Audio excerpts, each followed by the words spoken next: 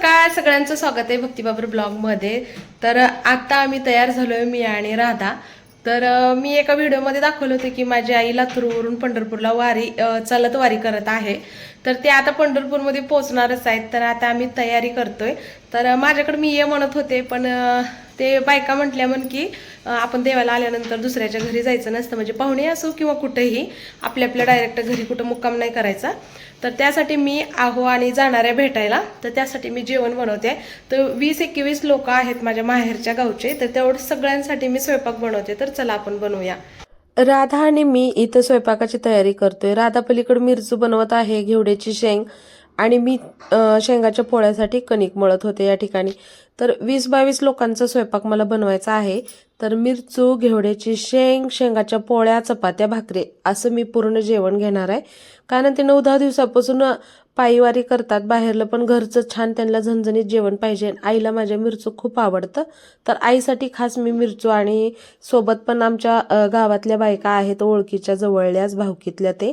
तर सगळ्यांसाठीच मी जेवण आणि भेट पण होईल यासाठीच आता तयारी करतोय।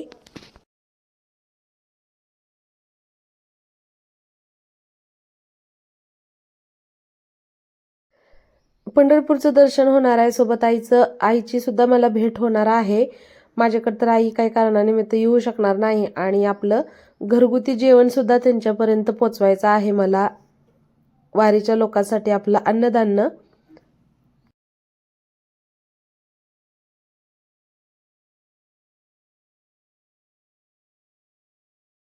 बनवली आजीसाठी घेवड्याची शेंग, आता बनवते इकडे मिरचू। आईला ना मिरचू खूप आवडतं। राधानं बनवलेलं, आणि लोखंडाच्या कढईत बनवते आजीसाठी मस्तपैकी।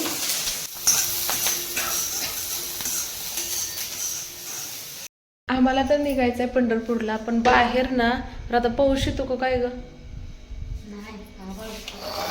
चला, आता आमची घेवड्याची शेंग मस्त अशी नातीच्या हातची खाणार आजीबाई, आणि इथं मिरचू बनवलं टोमॅटो घालून, कारण ते आता प्रवास म्हणजे चालत चालत आलेत। घरचं जेवण आणि चांगलं झणझणीत चटपटीत पाहिजे।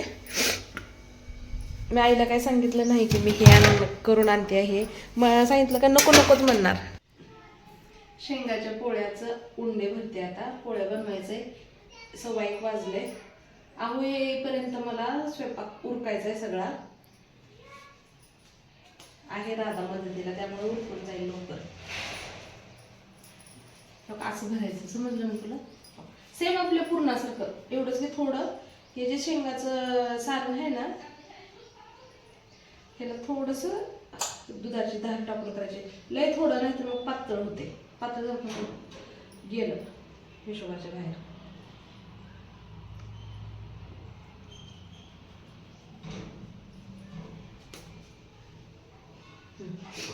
होते काय उलट, म्हणजे मन लावून काळजी ना तसं। आणि एक मला द्यायची पाहुण्याला स्वयंपाक चांगले होते का, भाजी चांगली होते का नाव ठेवते ना, असं काय सारखं डोक्यात। म्हणून ती मम्मीला थोडं फोन करते, मम्मीला सगळं हाता खाली ती रोजचा तेवढं करायचं, रोजचा शिकायचं पण सगळा स्वयंपाक।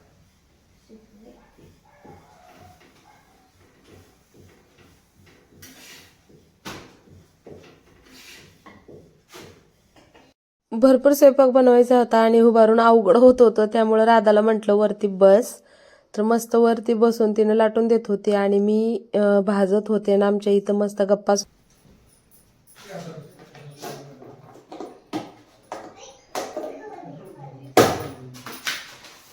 जेवणाचा डबा बनते आता।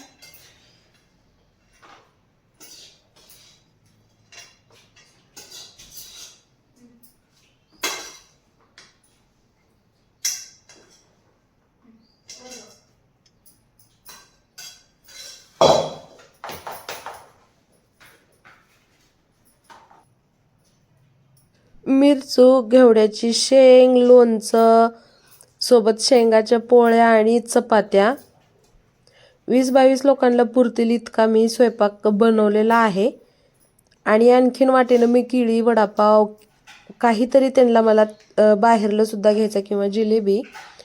तर इथं मोजून मी घेतलं, कारण कमी पडेल असं मला वाटत होतं, पण आई म्हणलेली की जास्त आणू नको, आमच्याकडे पण भरपूर आहे, पण आपण चाललोय तर घरचं घरगुती जेवण घेऊन जावं, कारण 8-10 दिवसाचा प्रवास केलाय. घरगुती जेवण त्यांना वाटेनं तर होतंच, जिथं मुक्काम होता तिथं त्यांनी जेवण किंवा बाहेर हॉटेलमध्ये ते खात आलेच, पण आपण चाललोय तर आपण सुद्धा छान प्रकारे त्यांना जेवण घेऊन जाऊया.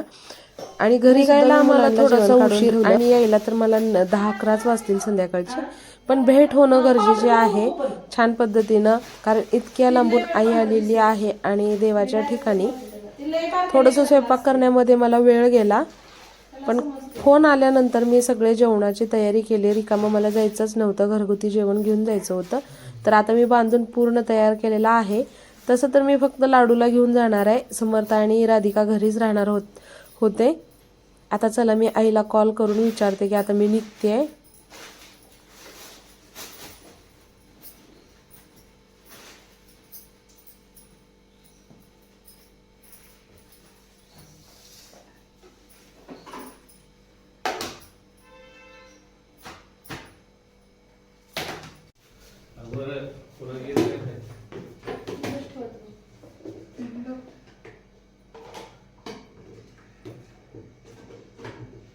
ती पिशवी करा, मला कुठं दिसली होती आता कविता या कोपऱ्यात काढ रे.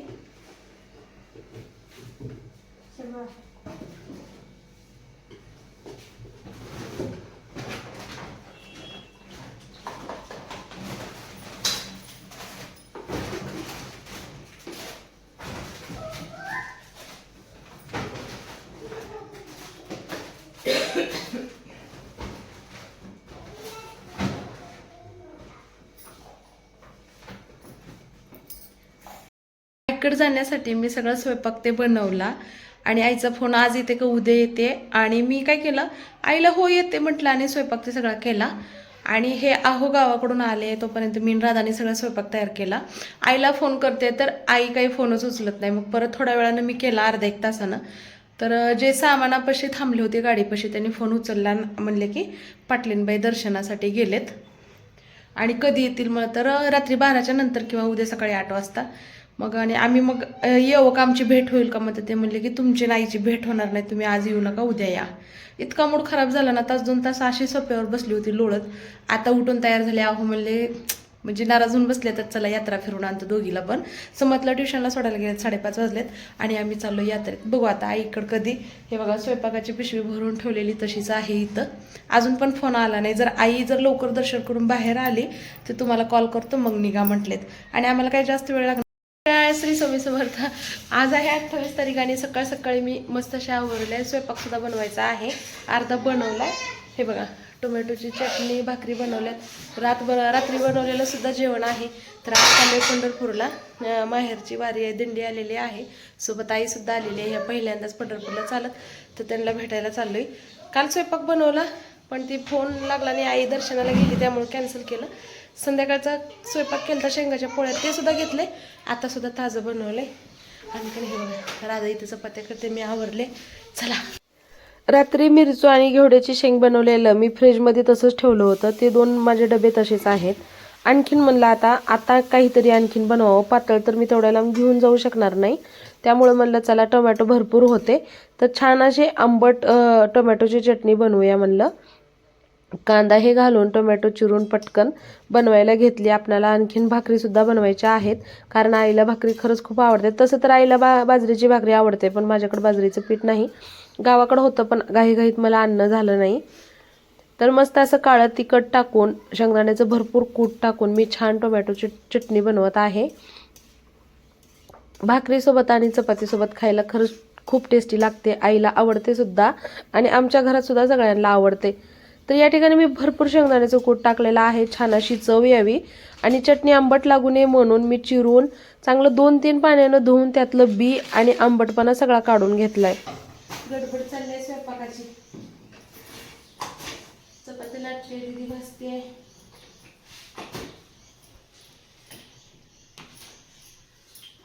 तुझं आवडलं ना सगळं?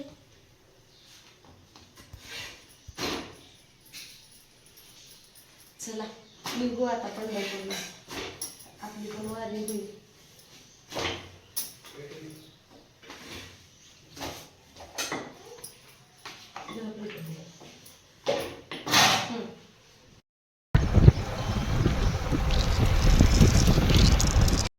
चाललोय आम्ही पंढरपूरच्या दिशेने.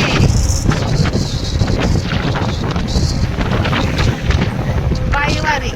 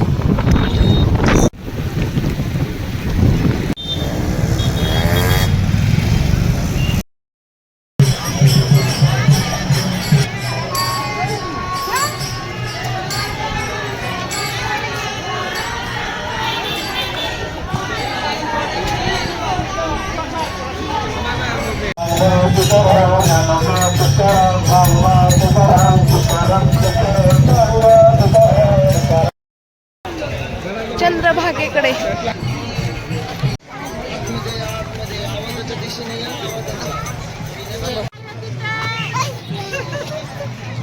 थांबा थांबा थांबा थांबा.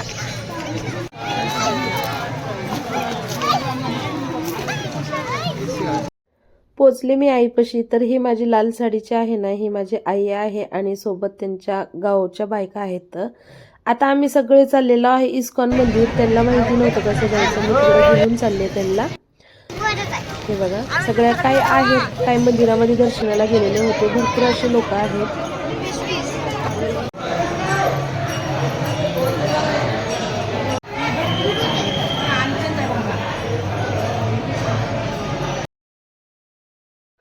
प्रभुपद घाटावरती आल्यानंतर मग तिथं छोटं खाली मंदिर आहे, तर तिथं दर्शन घेतलं. वरती येऊन त्यांच्या फोटो ते काढल्या. आता चाललो आम्ही इस्कॉन मंदिराकडे. पंढरीनाथ राधा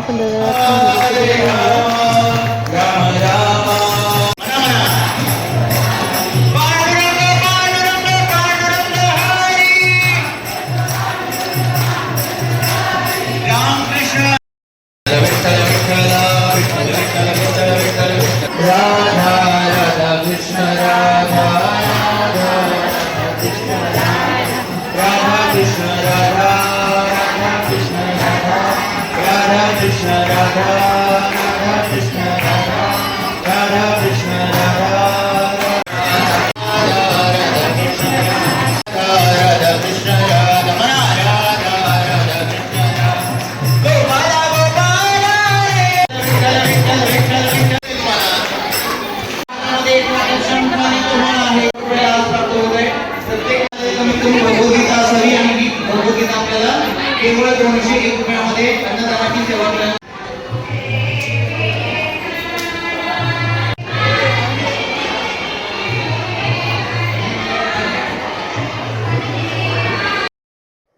इस्कॉन मंदिराच्या पाठीमागं छोटासा गार्डन एरिया आहे आणि तिथं गोशाळा आहे. त्यानंतर मुलांना खेळण्यासाठी छान प्रकारे त्यांनी तिथं खेळणी, ते गजरगुंडी, झोका सगळं काय आहे. आणि इथं आलं ना समर्थ सम्राट इतके खुश असतात आणि भरपूर घाटाच्या तिथे उड्या आहे. तिथं आल्यानंतर आम्हाला छान असं वरण भात आणि लापशी भेटली आणि प्रशस्त असं स्वच्छ एकदम आणि पोट भरून आपणाला इथं जेवणाची सोय आहे. मग तिथले एक प्रभूजी आले जे की मला 2-4 वर्षापासून ओळखतात. तर त्यांनी सांगितले की आमच्या इथला व्हिडिओ बनवा आणि तुमच्या चॅनलवरती टाका आणि प्रसार आणि प्रचार करा, खूप गरज आहे. तर सगळ्यांना समजलं पाहिजे की इथं अन्नछत्र असतं. तुम्ही नक्की हा प्रसादाचा आनंद घेऊ शकता. आणि हे भगव्या कपड्याचे जे होते ना प्रभूजी, ते म्हणत त्यांना बरेच यूट्यूबबद्दल माहिती होती. ते मला सगळं स्पष्ट बोलत होते. हे बघा खूप असे लोक जे यात्रेनिमित्त तुम्ही येता ना वारीला, तर तुम्ही इथं छत्रमध्ये प्रसाद घ्यायला येऊ शकता. प्रभुपाद घाटावर आल्यानंतर इथे हे जाळी दिसते ना, त्याच्या आतमध्येच हे जेवण असतं आणि दररोज 12 वाजता इथलं जेवण चालू होतं, 12 ते 3-4 वाजेपर्यंत. तर आम्ही प्रत्येक वेळेस आल्यानंतर इथं महाप्रसाद घेतो. त्यानंतर ज्यांना खाली बसता येत नाही त्यांच्यासाठी असं खुर्ची टेबलची सुद्धा व्यवस्था आहे. त्यानंतर तुम्हाला जर इथं अन्नदानासाठी दान करायचं असेल तर तुम्ही इथं पावती सुद्धा भरू शकता. जसं की आम्ही सुद्धा भरलेली. आमच्यासोबत जितक्या माझ्या माहेरच्या सगळ्या बायका होत्या सगळ्यांनी इथं पावती भरलेली आहे. आणि इस्कॉन मंदिरामध्ये जर पुस्तकं, जपमाळ, भगवद्गीता किंवा सगळं काही मूर्त्या ते घेऊन जाऊ शकता. त्यानंतर आम्ही इथं पावती फाडलेली आहे सगळ्यांनी एका पाठोपाठ. तर नक्की तुम्ही इथं आम्ही आलो होतो. जातानाही तेच बोट मागवली, कारण येते वेळेस त्यांनी पैसे घेतले नव्हते. जाते वेळेस त्या बोटमध्ये गेलो आणि मग सगळ्यांना निरोप दिला आणि मी निघाले माझ्या